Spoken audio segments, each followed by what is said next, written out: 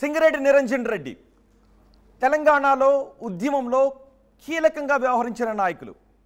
అంతేకాదు బీఆర్ఎస్లో చాలా కీలకమైన నేత, మాజీ ముఖ్యమంత్రి బీఆర్ఎస్ అధినేత కేసీఆర్కు చాలా ఆప్తులు. వ్యవసాయ శాఖ మంత్రిగా పనిచేశారు బీఆర్ఎస్ హయాంలో. ప్రస్తుతం తెలంగాణలో బీఆర్ఎస్ పరిస్థితి అగమ్య గోచరంగా ఉంది అనే వార్తలు వినిపిస్తూ ఉన్నాయి. బీఆర్ఎస్ ఖాళీ అయిపోతుంది. 39 మంది ఎమ్మెల్యేలు గెలిచారు. ప్రస్తుతం 33కి ఆ సంఖ్య పడిపోయింది. ఇంకా ఎమ్మెల్యేలు కాంగ్రెస్లోకి వెళ్లే అవకాశం ఉందనే చర్చ జరుగుతోంది. వీటితో పాటు తెలంగాణ ప్రస్తుత రాజకీయ పరిస్థితులు, పరిణామాలు, వీటన్నిటి గురించి ఆర్టీవీ అన్సెన్సర్లో మాజీ మంత్రి సింగరెడ్డి నిరంజన్ రెడ్డితో మనం మాట్లాడదాం. నిరంజన్ రెడ్డి గారు, తెలంగాణలో ప్రస్తుత బీఆర్ఎస్ పరిస్థితి కంటే ముందు వనపర్తికి చాలా చేశాను అని చెప్తున్న మీరు ఎందుకు ఓడిపోయారు? అంటే గెలుపు ఓటములు చేసిన పనికి సంబంధం ఉంటాయని నేను అనుకోవట్లేదు. తర్వాత గెలిచిన వాళ్ళందరూ గొప్పగా చేసి ఉంటేనే గెలిచినారనో, ఓడిన వాళ్ళు ఏం చేయనందుకే ఓడిపోయినారనో దాన్ని ప్రామాణికంగా తీసుకోలేం. ఈ దేశంలో మహామహులు కూడా చాలా గొప్పగా పనిచేస్తే కూడా ఓడిపోయినారు. సాక్షాత్తు కాంగ్రెస్ పార్టీ అధినేత రాహుల్ గాంధీ కూడా ఓడిపోయాడు కదా పోయినసారి. మాట చెప్తున్నాను. కాబట్టి గెలుపోటములు సహజంగా ఉండేటువంటివే. సహజంగానే బాగా పనిచేసినప్పుడు గెలుస్తామనేటువంటి ఆశ మనకుంటుంది, మన అనుయాయులకు ఉంటుంది, అభిమానులకు ఉంటుంది. అట్లా గెలవనప్పుడు ఎందుకు ఓడిపోయినామనేటువంటిది కూడా ప్రశ్న వస్తుంది మీరు అడిగినట్లు. నిరంజన్ రెడ్డి గారు, 39 మంది ఎమ్మెల్యేలను గెలిచి ప్రస్తుతం 33కి పడిపోయింది. ఉప ఎన్నికలో కూడా మీరు ఆ స్థానాన్ని చేజార్చుకున్నారు. 5 మంది ఎమ్మెల్యేలు వెళ్ళిపోయారు. మరికొంతమంది వెళ్ళిపోవడానికి సిద్ధంగా ఉన్నారు.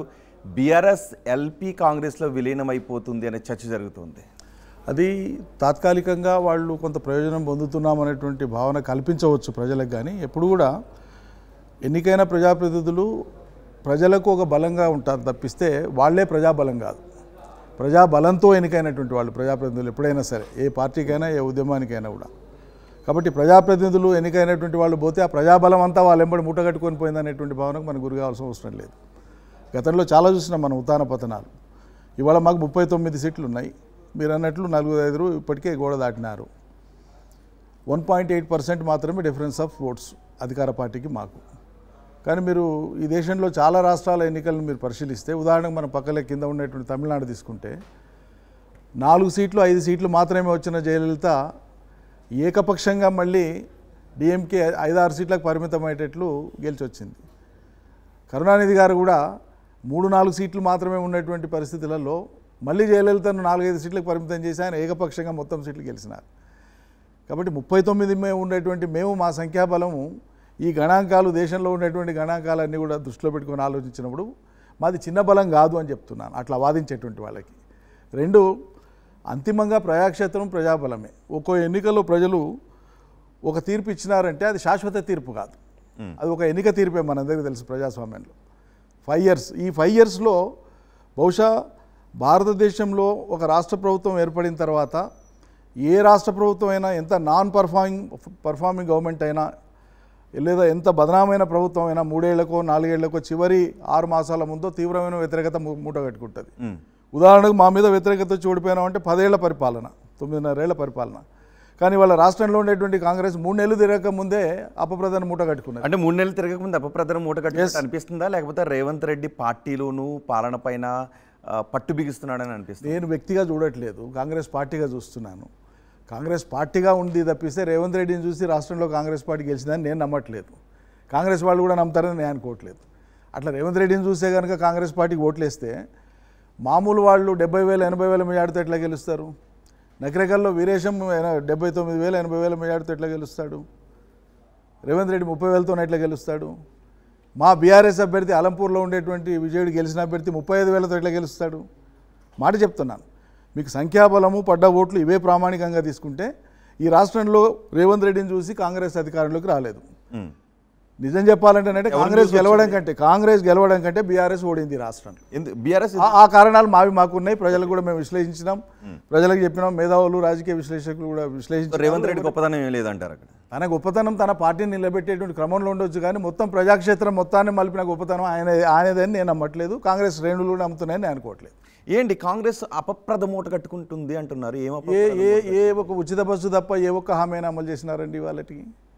ఒక్క హామీ విద్యారంగంలో వాళ్ళు విద్యార్థులకు ఇచ్చినటువంటి హామీ, 10th క్లాస్ పాస్ అయితే, ఇంటర్ పాస్ అయితే, డిగ్రీ పాస్ అయితే, పీజీ పాస్ అయితే, ఎంఫిల్ చేస్తే, పిహెచ్డీ చేస్తే 10,000 నుంచి మొదలు పెట్టుకొని లక్షల దాకా ఇచ్చిండ్రు. రైతాంగానికి కరెంట్ ఇచ్చిండ్రా, రైతాంగానికి నీళ్ళు ఇచ్చిండ్రా, రైతు బంధు ఇచ్చిండ్రా, రుణమాఫీ చేసిండ్రా, మహిళలకు 2500 ఇచ్చిండ్రా, కౌలు రైతులకు 15,000 ఇచ్చిండ్రా, విద్యుత్ ఉచిత విద్యుత్ ఏది చేయలేదు. రైతు మహిళలకు కరెంటే గతి లేదండి. ఇచ్చారు 15వ తారీఖున రుణమాఫీ చేస్తామని రైతు గారు కరెంటు గతి లేదు. ఏ 15 అండి? వాళ్ళు చెప్పిన 15 రుణమాఫీ వాళ్ళు చెప్పింది ఎప్పుడు? December 9. ఇవాళ ఎక్కడున్నాం మనం? జూన్ అయిపోవస్తూ ఉంది.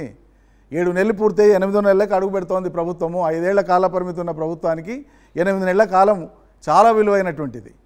వారంలో 10 రోజుల్లో 2 వారాల్లో చేస్తే అర్థం ఉంది చెప్పిన మాట అమలు. కానీ ఇష్టారీతిగా ఎప్పటికప్పుడు వాళ్ళు వాయిదాలు వేసుకుంటూ పోతున్నట్టు దాన్ని కూడా మనం ఆ ప్రచారాన్ని కూడా నమ్మి ఇంకా చేయబోతున్నా ఆశ మనం పెట్టుకొని ప్రజలు కూడా ఆ భావన మనకు. నిరంజన్ రెడ్డి గారు 6 గ్యారంటీలు ప్రధానంగా ఇచ్చారు. అందులో ఒక్కొక్కటి అమలు చేస్తారు. 6 గ్యారంటీలు 13 అంశాలు 420. ఇప్పుడు 15వ తారీఖున మేము రుణమాఫీని అమలు చేయకపోతే అంటూ సవాల్ కూడా విసిరారు. ఒకవేళ అమలు చేస్తే హరీష్ రావు రాజీనామా చేస్తానంటూ కూడా అన్నారు. అది అపరిపక్వతో ఉన్నటువంటి మాటలు అవి వాళ్ళవి.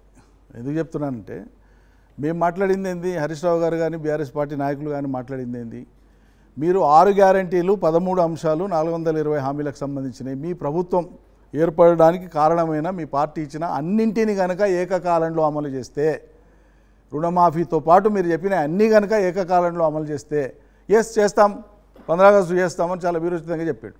ఇప్పుడు అన్నీ వదిలేసి ఒక రుణమాఫీకి సంబంధించే మాట్లాడుతాను. రుణమాఫీ ఒకవేళ చేస్తే కూడా జూన్లో ఈ పాటికి ఇవ్వాల్సినటువంటి రైతు బంధు ఇవ్వకుండా రుణమాఫీ ఎప్పుడు ఇస్తాడండి?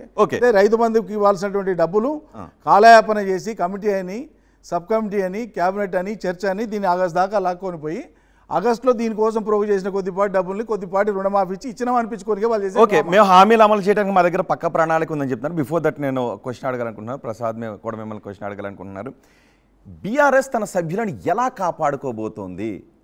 ఇప్పుడు ఇది ఒక రాజకీయ పార్టీ, అన్ని పార్టీల్లాగా ఈ దేశంలో నైతిక విలువలకు కానీ శాసన విలువలకు కానీ కట్టుబడి ఉండకుండా గెలిపించిన ప్రజల్ని, గెలిపించిన పార్టీని దాటి అవతలికి పోతే వాళ్ళని శిక్షించడానికి, వాళ్ళని అనర్హులు చేయడానికి ఈ చట్టాన్ని తీసుకొచ్చింది కేంద్ర ప్రభుత్వం గతంలో. అంటే మరి ఆ చట్టాన్ని అదే చెప్తున్నాను రోహిత్ గారు, ఆ చట్టాన్ని మరింత ఎక్కువ పదును పెట్టి మేము అమలు చేస్తామని ప్రగల్భాలు పలుకుతూ ఉన్నది ఈరోజు కూడా రాహుల్ గాంధీ గారు. నిన్నగాక మొన్న మా నుంచి గెలిచినటువంటి పోచారం శ్రీనివాసరెడ్డి గారు పోతే ఢిల్లీలో ఒక చేతితో రాజ్యాంగం పట్టుకొని రాహుల్ గాంధీ గారు ఇంకో చేతితో పోచారం శ్రీనివాసరెడ్డికి షేక్ హ్యాండ్ ఇస్తే ఇంతకంటే సిగ్గుచేటైన విషయం ఉందానండి? అసలైన తొలి వెలుగు. ఫాలో వాట్సాప్ @తొలి వెలుగు official.